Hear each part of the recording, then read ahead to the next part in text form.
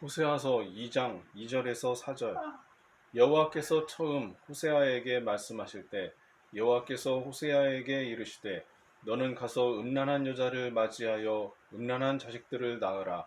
이 나라가 여호와를 떠나 크게 음란함이니라 하시니, 이에 그가 가서 디블라임의 딸 고멜을 맞이하였더니 고멜이 임신하여 아들을 낳음에 여호와께서 호세아에게 이르시되 그의 이름을 이스르엘이라 하라. 조금 후에 내가 이스라엘의 피를 예후의 집에 갚으며 이스라엘 족속의 나라를 폐할 것임이니라. 이것은 주님의 말씀입니다. 하나님 감사합니다. 신약의 복음서의 말씀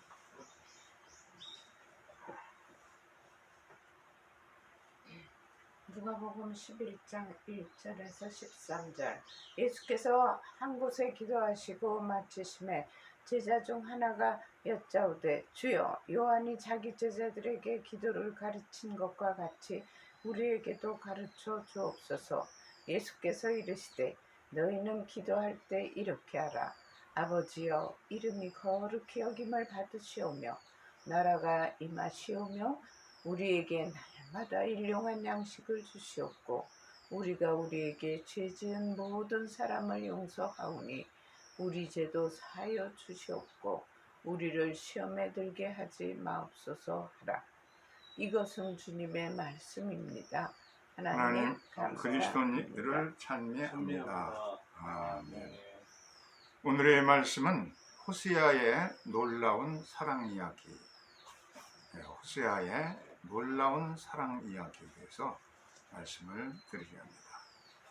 지난주일까지는 아모스가 외친 말씀인데, 아모스는 신학을 공부하거나 안수받은 그런 정식 성직자가 아니었고 농사꾼 출신이라고 자기를 소개합니다. 그런데 그는 아주 정의로운 정의를 외쳤습니다. 남왕국 출신인데 북쪽에 가서 베들에 가서 외쳐가지고 활동을 했습니다. 그래서 이 아모스를 정의의 예언자라, 그런 그에게 레트리를 그렇게 붙입니다. 이제 오늘은 호세아의 얘기로 시작되는데요. 이 호세아 선지는 아모스와 동시대의 사람이에요. 예언한 것도 같이 북왕국에서 활동을 했는데, 호세아는 사랑을 전한 똑같은 상황에서 아모스가 정의를 친 것과 달리 호세아는 사랑을 말했기 때문에 사랑의 예언자라 우리가 그를 그렇게 부릅니다. 두 사람이 거의 동시대에, 아모스가 조금 빠르고 호세아가 뒤를 이었는데 북쪽 이스라엘에서 예언 활동을 합니다. 그런데 호세아는 북쪽 출신입니다. 그러면서 예언 활동을 한 북쪽 출신의 유일한 예언자이기도 하다는 겁니다. 호세아는 가정에 참 문제가 있었습니다. 굉장히 불행한 결혼 생활을 했는데, 유대인들은 결혼할 때 여기 화면에 보세요.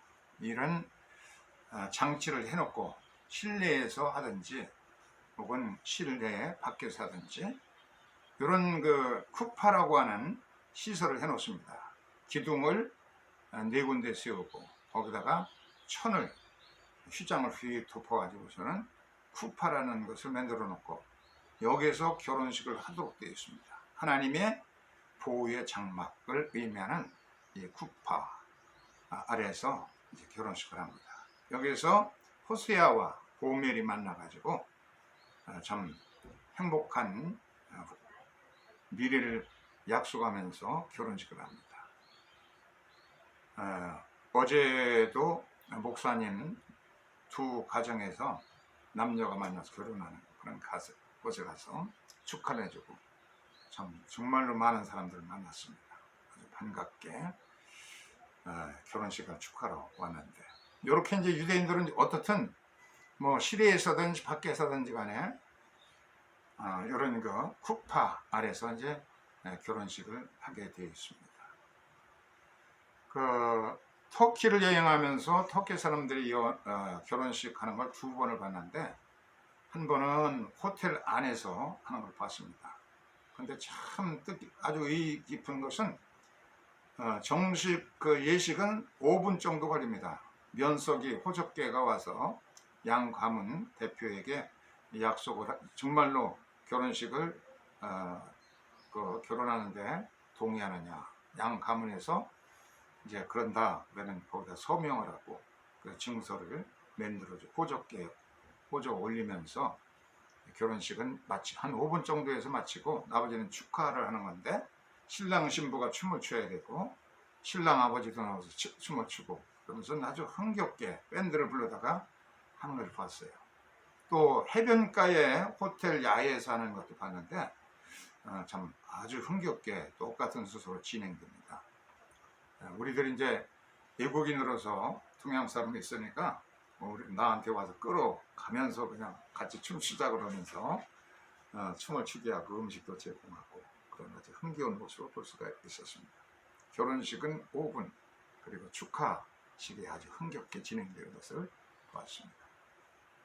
그런데 이 호세의 아내 고멜이 범상치 않은 여자였어요. 아름다운 미모를 가지고 있어서 그런지 결혼해가지고 호세아의 자식들을 첫 아들을 낳아서 하나님께서 이스라엘이라 이름을 줘라. 이스라엘은 흩으신다는 뜻이 있는데 이 백성들은 너무 죄를 우상숭배를 많이 해서 만방에 흩어버리겠다 하는 그런 뜻으로 이름을 지었죠. 이혼자들은 이혼 행동을 많이 합니다. 어떤 때는 벌거벗고 다니기도 하고 멍에를 뒤집어 쓰고 다니기도 하고 자기 자식의 이름들을 이혼적으로 짓고 그러면서 이혼을 사람들에게 이제 더 알리고자 하는 겁니다. 또 두 번째 딸을 낳아놓고서는 이름을 로루하마라고 이름을 지라고 합니다. 로라는 것은 아니다. 루하마 국률이 없다 하는 뜻입니다. 불쌍히 여기지 않겠다 하는 너무나 죄를 지어가지고 이제는 용서가 없다 하는 그런 뜻으로 딸의 이름을 지었습니다. 엄마 못지않은 미모를 가진 딸을 낳아가지고 이름이 로루하마 그렇게 부를 때마다 뭔가 백성들에게 가치를 느끼기도 했지만 백성들은 깨닫지 못했습니다. 또 셋째를 낳았는데 이번에는 그의 이름을 로암미라 지어라. 로 하면은 아니다. 암미 나의 백성이 아니다. 내 새끼가 아니다 라는 뜻입니다. 얼마나 불행한 일이면 세 자매의 이 삼남매 이름들이 전부 좋지 않습니다. 이름이 로암미 여자예요? 로루암마가 딸. 이제 세 번째 로암미는 아들. 내 백성이 아니다 라는 뜻으로 이렇게 이언적인 이름을 지었다는 얘기입니다. 그런데 이 여자가 이렇게 세 자녀를 낳아놓고 이제 10년도 이상 같이 살았는데 가출하고 말았어요. 가출하고 나선 매음굴로 들어가서 사창가에서 산다는 소문이 들렸습니다. 이 하나님의 종인데 보내리지 않잖아요. 가정이 깨어지고 참 있을 수 없는 얘기예요. 그래서 호세아가 울부짖고 하나님 어찌해서 주의 종이 가지고 이런 아픔을 줍니까? 막 분기를 하고. 그런데 하나님은 이 가정을 통해서 크게 역사하시고 호세아서 1장 11절 조금 내려가서 읽어보면 빨간 것이 읽어보세요. 유다 자손과 이스라엘 자손이 통일을 이룩하여 한 통치자를 세우고 땅에서 번성할 것이다. 네. 먼저는 북왕국 이스라엘이 너무 우상숭배가 심합니다. 가나안의 그 타락한 잡종 신들, 귀신들을 섬기는 이 모습이 얼마나 가슴 아프겠어요. 그래서 이 북쪽 이스라엘 나라가 기원전 722년에 망하게 됩니다. 그 남쪽 유대가 정신을 차리는지 많이 회개도 하고 더 정의롭게 살기 때문에 그 후로 136년 동안 유지하다가 북쪽과 똑같이 남쪽의 유다도 음란하고 아주 배망덕하게 우상숭배하기 때문에 더 이상 묵과할 수 없어서 느부갓네살에게 기원전 586년에 망하잖아요. 두 나라가 다 망했어요. 포로 생활하면서 엄청나게 사람들이 회개했어요. 회개하면서 하나님 말씀을 연구하고 이제 가서 드릴 성전도 없고 제단도 없고 그런 가운데 성경을 열심히 연구를 하기 시작합니다. 그래서 회개하고 우리가 정말로 엄청난 죄를 졌다. 통일하고 자복하니까 포로에서 귀환해가지고 이제 통일된 나라, 흩어졌던 남북의 민족들이 다시 이제 하나가 되어서 통일을 낸 나라를 이루어서 하나로서 회복되는 얘기입니다. 로암미였던 민족을 이제 살아계신 하나님의 아들, 나의 자녀다, 암미라고 이제 불려지게 되게 됩니다. 이런 하나님의 깊은 경륜을 깨달은 호세아는 시궁창에 있는 사창가에 참 아주 있는 그런 타락한 자기의 아내를 가서 데려오라는 하나님의 음성을 듣고 가서 돈을 주고서 그 고멜을 다시 되찾아옵니다. 이런 속에서 이 호세아의 참 있을 수 없는 그런 사랑, 하나님이 그래도 이스라엘 백성을 용서하시고 다시 회복해 주신다는 하나님의 경륜을 깨달으면서 호세아가 더 뜨거운 하나님 사랑에 감동을 받아가지고 참 완전히 타락한 여자로 전락한 사창가의 매음녀가 되어 있는 그 여자를 엄청난 돈을 주고 그 포주에게 돈을 줍니다. 이만한 돈을 거금을 달라. 그러니까 겨우 내 아내의 몸값이 그거밖에 안 되느냐. 그의 10배를 구했어도 내가 주었을 것이다. 어떻든 엄청난 대가를 치르고서 다시 데려다가 새장을 들고 이제는 더 자기의 잘못된 것을 많이 깨우쳤겠죠. 더 뜨겁게 사랑하고 더 전보다 더 넘치는 사랑과 은총을 부어서 이 가정이 변화되고 고멜이 변화되는 과정을 호세아는 자기의 체험을 통해서 정의보다 더 강한 것이 사랑이다. 헤세드의 사랑을 강조하고 있습니다. 헤세드라는 건 뭐냐? 한결같은 사랑입니다. 인간의 사랑은 조건적이기가 쉬운 건데 근데 조건을 따지지 않고 무조건적으로 한결같이 변치 않는 그런 하나님의 사랑을 헤세드라고 하는데 하나님의 헤세드를 체험하고 자기도 헤세드의 사랑을 고멜에게 붙고 그 사랑에 감동한 고멜도 변화되는 그런 모습을 호세아는 전하기 때문에 이 아모스의 정의의 애침보다 이 호세아의 사랑의 애침, 헤세드의 애침이 더 강하다. 결말을 변화된 모습으로 마치고 있기 때문에 이렇게 볼 수가 있습니다. 시편 85편을 교독했는데 여기에도 보면은 용서에서 평화의 세계로 나아가는 원칙을 말해주고 있습니다. 용서를 받은 기쁨을 노래하는 고멜의 찬미와 같은 기분이 듭니다. 시편 85편 내서 한번 1, 2절 읽어보세요. 빨간 것이. 주님께서 주님의 땅에 은혜를 베푸시어 불호가 된 야곱 자손을 돌아오게 하셨습니다. 주님의 백성들이 지은 죄악을 용서해 주시며 그 모든 죄를 덮어주셨습니다. 네, 주님께서 그렇게 완악하던 백성들을 세계에 가서 고생하게 하셨죠. 그 고생 속에서 그들이 성화되었어요. 다시 모든 것을 다 용서해 주시고 한 나라로 이제 들어와서 조국을 건설하게 해주셨으니까 이 용서받은 기쁨은 고멜의 기쁨과 환희를 노래하는 것이라고 볼 수 있습니다. 우리 엄청난 죄를 다 용서하시고 우리의 죄를 덮어주셨다 라고 노래하죠. 이 용서받은 이들은, 이 백성은 다시 간구를 하는데 이번에는 한결같은 사랑을 더욱 베풀어 주십시오. 헤세드, 변함없는 하나님의 큰 사랑을 깨닫게 하옵소서 라고 말합니다. 이 한결같은 사랑을 경험한 백성들은 영광스러운 평화의 세상을 얻게 되리라 하고 노래하죠. 10절로 시편 85편 10절로 13절 빨간 것이 읽어보세요. 사랑과 진실이 만나고 정의는 평화와 서로 입을 맞춘다. 진실이 땅에서 돋아나고 정의는 하늘에서 굽어본다. 주님께서 좋은 것을 내려주시니 우리의 땅은 열매를 맺는다. 정의가 주님 앞에 앞서가며 주님께서 가실 길을 닦을 것이다. 네, 용서받은 백성들, 이들이 더 하나님의 헤세드의 사랑을 간구합니다. 그래서 사랑과 진실이 만나고 정의는 평화와 서로 입을 맞추는 아주 아름다운 평화로운 세상에 기름진 열매들 맺히는 그런 환희를 노래하고 있죠. 이렇게 해서 구약의 본문들이 용서와 화해와 또 상생, 평화의 미래 이런 것을 꿈꾸고 있습니다. 신약의 복음서와 서신서의 말씀 보면 우리 크리스찬들에게도 용서의 일꾼이 되라고 그렇게 말씀하고 있어요. 복음서의 말씀 누가복음에 보면 주기도문, 누가복음의 주기도문 굉장히 간단하죠.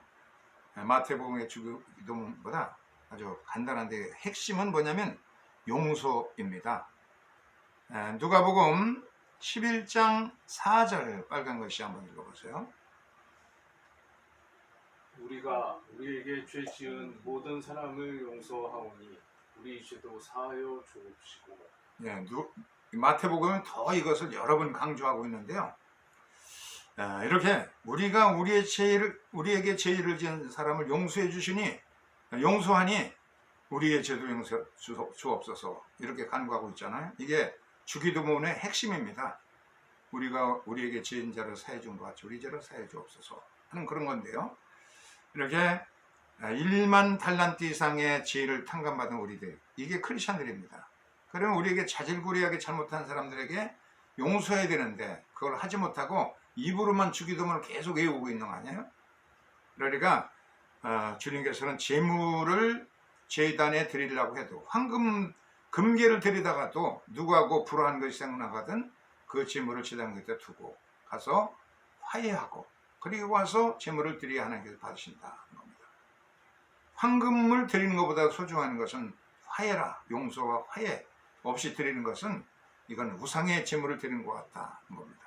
이렇게 용서를 마태복음도 강조하고 있고 누가복음도 강조하고 있고 이게 주기도문 주님께서 가르쳐준 기도의 아주 굉장히 중요한 핵심이죠.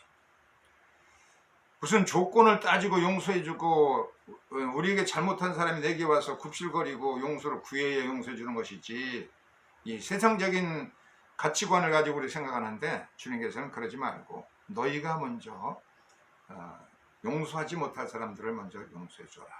무조건적인 용서를 굉장히 위험한 것을 하라고 가르쳐주고 있는데 이 호세의 사랑도 참 용서받지 못할 그런 이스라엘 백성들을 하나님 용서해 주셨어요. 다시 회복시켜 회개하고 성화되고 그랬으니까 용서해 주시고 세기를 열어주십니다.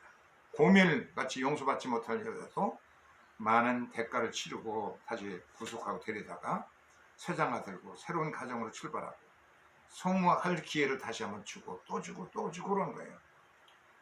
이렇게 무조건적인 용서를 하라고 말씀하시는 것을 들으면서 이것은 어려운 얘기죠. 정말 말하기는 쉬워도 어려운 것이죠. 그렇기 때문에 이것은 너무나 우리를 시험하는 과제입니다. 악으로 빠뜨리는 과제예요. 용서할 수 없는 사람 용서하고 끝까지 용서하라고 하는 것은요. 주님이 히스드를 체험했으니 너희도 그것을 실천하라는 그런 명령은 정말 위험한 그런 일인데 그렇기 때문에 밤중에 찾아온 벗을 위해서 이웃집에 가서 빵을 강청하는 그런 심정으로 계속 간구해야 되고 그리고 구하고 찾고 두드리고 또 안 되면 다시 간구하고 찾고 두드리면서 무조건적인 용서를 하고 또 용서하는 그런 과제를 우리가 실천해 갈 것을 말하고 있습니다. 이 서신서 골로새서의 말씀도 보면은 용서라고 하는 말씀을 주제로 말씀하고 있습니다. 사도 바울이 골로새에 보낸 편지에 나오는 골로새서 2장 13절로 15절을 읽어보세요. 빨간 글씨. 여러분은 죄를 지은 것과 육신이 할례를 받지 않은 것 때문에 죽었으나 하나님께서는 여러분을 그리스도와 함께 살리시고 우리 모든 죄를 용서하여 주셨습니다. 하나님께서는 우리에게 불리한 조문들을 들어있는 빈 문서를 지워버리시고 그것을 십자가에 못 박으셔서 우리 가운데서 제거해 버리셨습니다. 그리고 모든 통치자들과 권력자들의 무장을 해제시키시고 그들을 그리스도의 개선 행진의 포로로 내세우셔서 무 사람의 구경거리로 삼으셨다. 예, 이렇게 골로새서에 강조하는 것도 우리가 용서받았다는 얘기예요. 많은 죄들. 유대인들은 613개 율법 항목을 지키기 위해서 굉장히 노력합니다. 그들이 참 애를 쓰는 거 보면 참 엄청난 노력을 하고 있어요. 그런데 우리는 그런 것 613개의 항목을 지키려고 애를 쓰지 않죠. 크리스천들은. 그렇지만 하나님께서 이 엄청난 죄를 다 용서해 주시고 탕감해 주시고, 그리고 우리의 죄의 문서들을 갖다가 전부 도말하시고 그것을 아주 전부 없애버리셨다는 겁니다.